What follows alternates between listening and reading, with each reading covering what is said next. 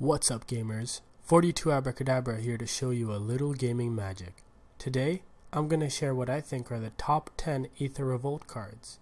When determining these cards, I look at their power, how excited I am about them, and how refreshing they are for the game. Let's jump into it. At number 10, we have Paradox Engine. This is a very strong card and a combo enabler. Immediately, I think of Seedborn Muse. There are some distinctions. Paradox Engine, being an artifact, is more susceptible to artifact removal. Seedborn Muse is more susceptible to creature removal. Seedborn Muse also requires green in order to be cast, but it does untap all your lands and doesn't require a spell to be cast in order for you to be able to untap all your permanents every single turn. What makes Paradox Engine so strong is that if you have the spells, you can trigger its ability many times per turn. This works really well with Isochron Scepter. If you imprint a ritual onto the scepter, you can generate infinite mana. As long as you have an outlet, you can then deal infinite damage, create infinite tokens, all kinds of neat things.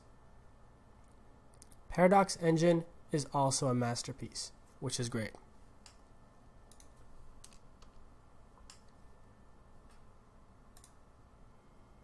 At number 9, we have Baral, Chief of Compliance.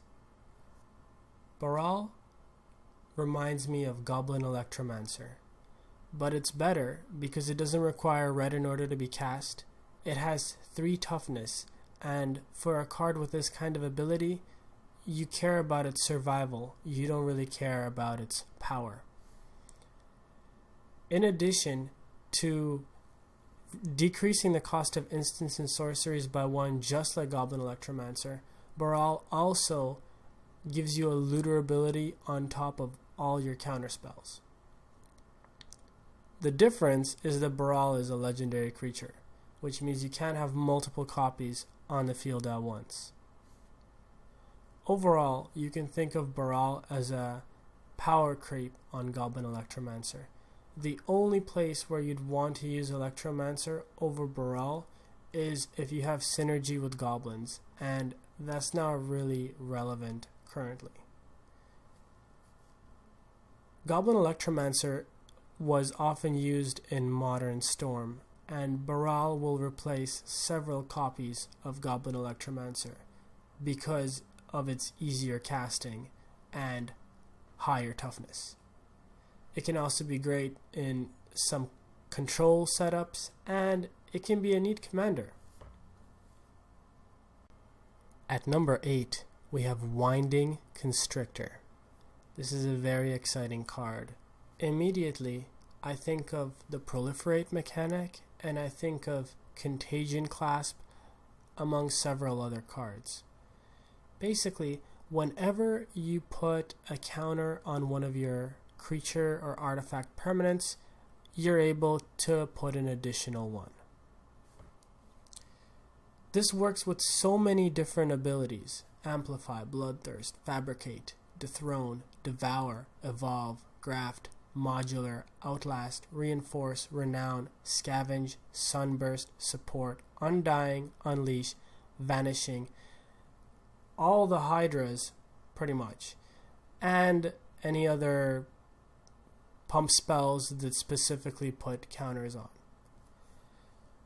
With so much flexibility and so many keywords that it plays with, it's clear that Wizards will continue to be making cards that give +1/+1 counters on other cards. And so Winding Constrictor plays with so many things in the past, present, and future of the game. Moreover, it's 2 for a 2/3, which is pretty well statted. Now, it is kind of restrictive in terms of being black-green, but beyond that, very, very strong card. One drawback to Winding Constrictor is its weakness to Infect, because it'll also put an additional counter on you as a player, meaning that when they deal you Infect damage, they'll be doing it in a more efficient manner. Both Wither and Infect will be decreasing your creature's strength more efficiently as well. At number 7 is Greenbelt Rampager. Paying 1 green for a 3/4 stat line is amazing. If you have additional energy and you drop this down, fantastic. In addition, it provides you energy that you can use for your other energy consumption needs. In the worst case scenario, you're paying 3 green for a 3/4 stat line, which isn't bad. So a lot of energy aggro builds are going to benefit from this card. In addition, it lets you crew vehicles. Play Greenbelt, tap it, crew your vehicle. Even if you don't have enough energy and Greenbelt comes back to your hand, your vehicle stays crewed for the turn. Moreover, it's a revolt enabler. Play Greenbelt, you don't have enough energy, comes back to your hand, revolt is enabled this turn. Play it again on another turn when you still don't have enough energy. Greenbelt comes back to your hand, you've enabled a second revolt card. It also works with a previously mentioned Paradox Engine and Servant of the Conduit. Together with those cards, you keep creating energy and spending it to get green mana, which you then use to keep playing Greenbelt over and over. If you have an outlet, you can gain infinite health, draw infinite cards, or do all kinds of amazing things. At number 6, we have Disallow. This is clearly a power creep for Void Slime. You get the same ability at the same instant speed, and you don't have to pay green, you can pay any color for it.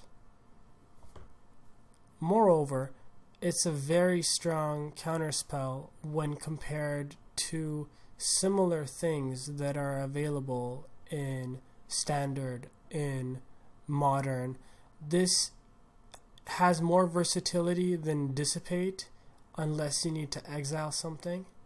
This is better than Scatter to the Wind because you would rather be able to cancel activated or triggered abilities than have that excessive awaken cost, because you're playing this in a control deck and you want to be able to have an answer for as many options as possible. So overall, great card. Now some people might be surprised by my number 5 choice, Consulate Dreadnought. When thinking about the 5th best card in this set, I kind of think about all the new exciting vehicles such as Peace Walker Colossus, Heart of Kiran, Aether Sphere Harvester, and each of them have very unique and strong aspects to them. What sets Consulate Dreadnought apart from all of them is it has a very cheap initial cost. You can throw it out early, and you can throw it out in addition to the other cards you need to get support and strategies and all that rolling. And Consulate Dreadnought is the most aggressive of the available cards. And there's a lot of ways you can cheat its 711 stat line out despite its expensive crew cost. When you think about something like Speedway Fanatic, Siege Modification, or Start Your Engines, crewing something like Aether Sphere Harvester with a crew cost of 1 isn't all that exciting with a second card because other creatures can do it, and you're getting a 3/5. Whereas having paid only 1 mana and then crewing something that has a crew cost of 6 into a 7/11 on turn 2 or 3 can be a very aggressive turn. And imagine you have 2 Consulate Dreadnoughts. On turn 4 with Start Your Engines, you're hitting for 18. Now, what a lot of people don't realize is you can actually play pump spells to increase the power of a minion you have in order to help that minion crew your vehicle. For example, if you use Might of Old Kroza on something with 2 attack, you can crew your vehicle. And if you're playing green-red aggro, that's very feasible. When we look at the other vehicles, such as Peace Walker Colossus, it can animate other vehicles, which is exciting, but it requires a white mana. Its crew cost being 4 puts it in a strange situation where you are kind of able to crew it with creatures, but you need a strong creature out. You're not really in a stage where you really want to be wasting things like start your engine or siege modifications strictly on this, because it's not as exciting, right? You play start your engines turn 4, you get a 6/6 that you could have crewed with a 6 drop. Also, if you think about Heart of Kiran has a crew cost of 3, which is even more than Copter. And even though it's flying vigilance and you could use planeswalkers to pay its crew cost, so if you put down a 3-cost planeswalker, you can use Heart of Kiran to attack or to protect the planeswalker, and there's great synergy with the planeswalker, which is why, you know, people are very excited about Heart of Kiran, and it's valued at a lot. It's also mythic rare, but other than that, it's not as exciting to be able to cheat the crew cost. And Aether Sphere Harvester has a very cheap crew cost, so some would argue that it's better Copter, with Copter being banned, than Heart of Kiran, because that expensive 3 crew cost only works well if you do have the Planeswalker for it. Now, overall, I'm still most excited about Consulate Dreadnought because of its aggressive nature, its ability to come into a play at any point if you just have a single extra mana. And overall, and the fact that it's uncommon is actually great, because a lot of people will have copies of it, so a lot of people will be able to try it out. At number 4, we have a very solid pick, Metallic Mimic. You can immediately see similarities to a previously mentioned Winding Constrictor, but it doesn't have a lot of the drawbacks the Constrictor has. For one, it's not weak to Infect or Wither, and it works with any color. It's great for tribal decks, constructs, humans, all kinds of things. It's great for tokens, especially if all the tokens are the same type. It's an artifact, so it has artifact synergy. It does have the drawback of being more susceptible to artifact removal. But when you think about it and you compare it to other tribal boosting cards, commonly known one, Elvish Champion. Elvish Champion boosts all elves while it's in the field. So if somebody removes Elvish Champion, the buffs are gone. But Metallic Mimic will give +1/+1 counters that stay even if the Mimic has been removed. Now, that makes the Mimic far better in early play and not so great late play when you already have your board established and you're not able to buff anything else until something is played after Metallic Mimic. But that's neat, and it's far cheaper than other similar tribal boosting cards. It also has great synergy with Hangerback Walker, very popular card. You can use Metallic Mimic to have stronger tokens as a result of it. Lot of different uses. For number 3, I'm changing things up a little, and I'm actually including a group of cards, not just an individual card. So if we're looking at the expertise cards, specifically the white, red, and black ones, you'll see these are very strong cards and share a common mechanic. I personally think the blue and the green are a little more expensive and won't see as much play outside of standard, if they do see any. But for things like Yahani's expertise, Saram's expertise, or Kari Zev's expertise, these cards are very strong, very valuable, and could be useful in Modern as well. So for the first one, if we look at Yahani's expertise, it's kind of a wrath.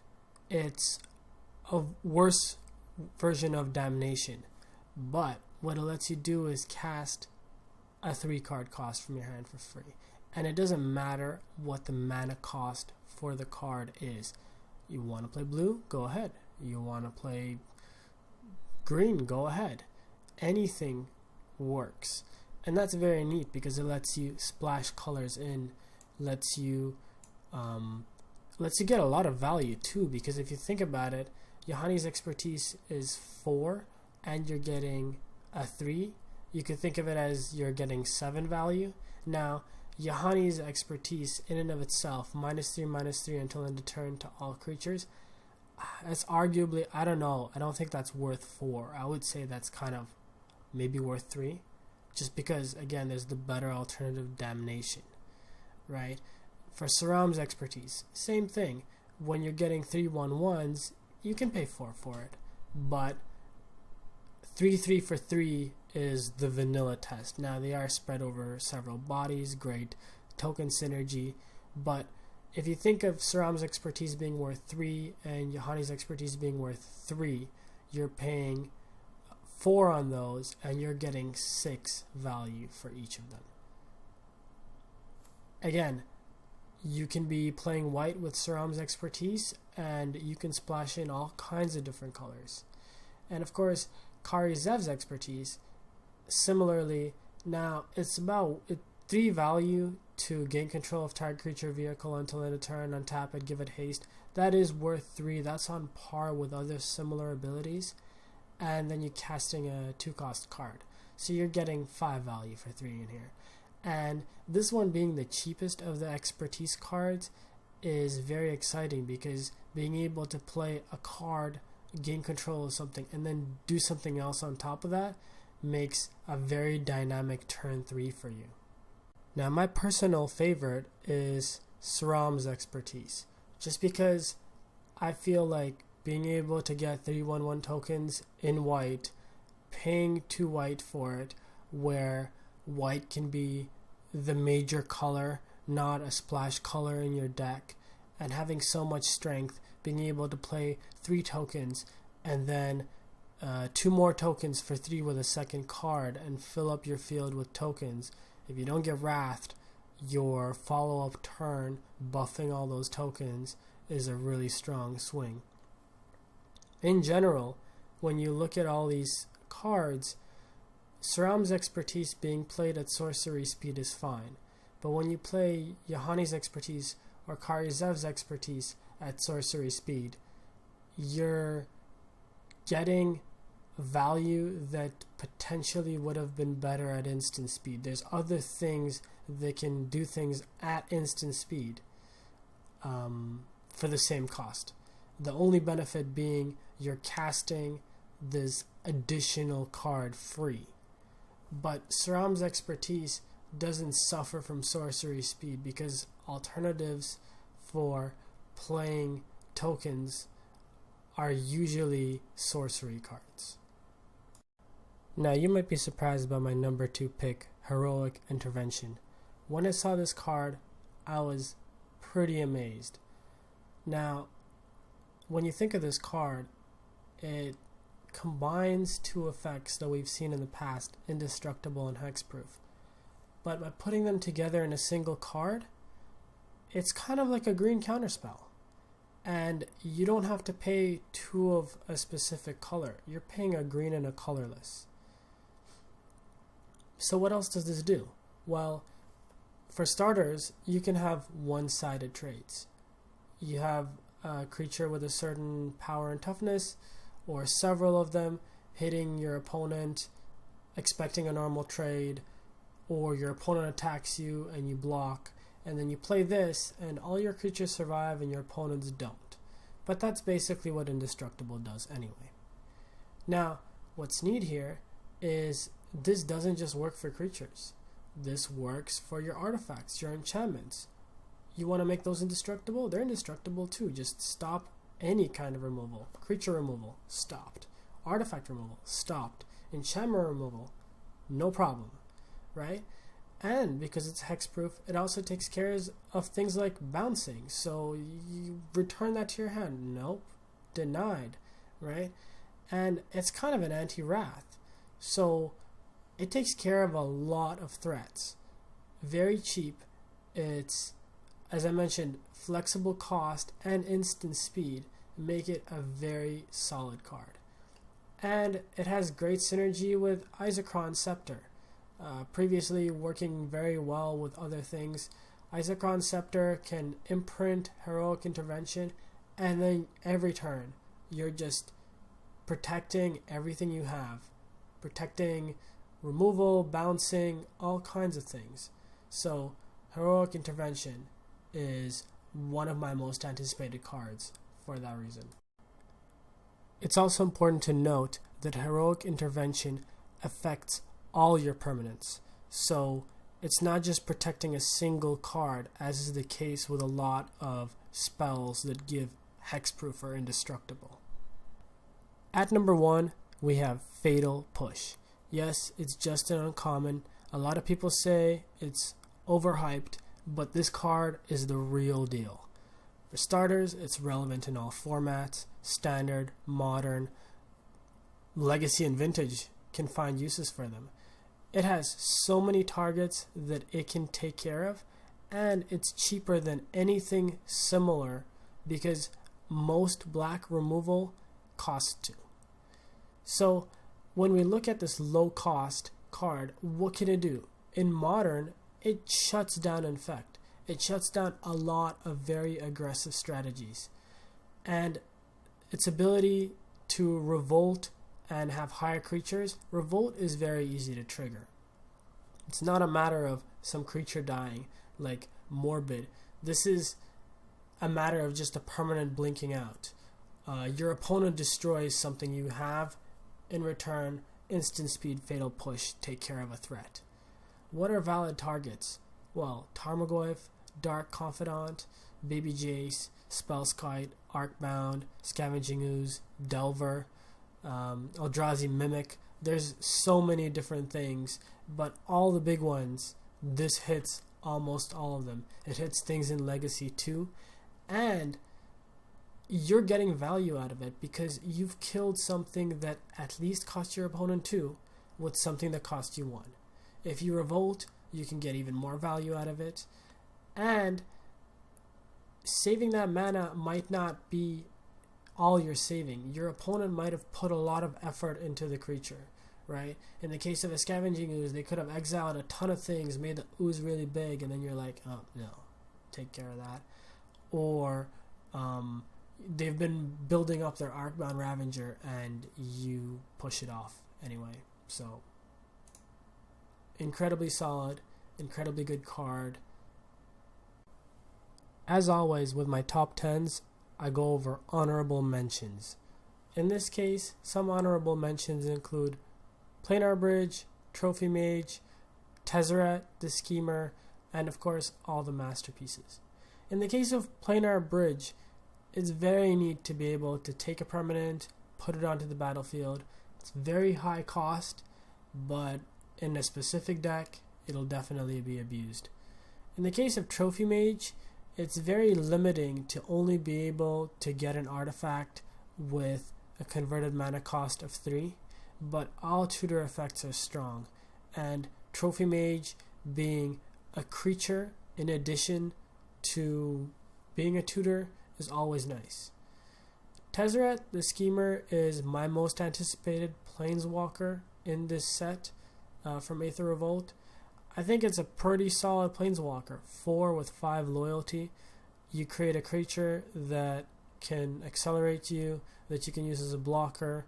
Its ability and synergy with artifacts allows you to buff a creature you have, or more importantly, usually be able to destroy a threat. The last ability is not all that exciting. It's really all about the first 2. I think it's a strong walker. I think it's going to be great for pre-release. When compared to some other Planeswalkers, this falls a little short. And if we look at all the masterpieces, of course they're incredible, but it wouldn't be a very exciting video if all I was talking about are the masterpieces, considering that most people will never pull one with how hard it is to find one.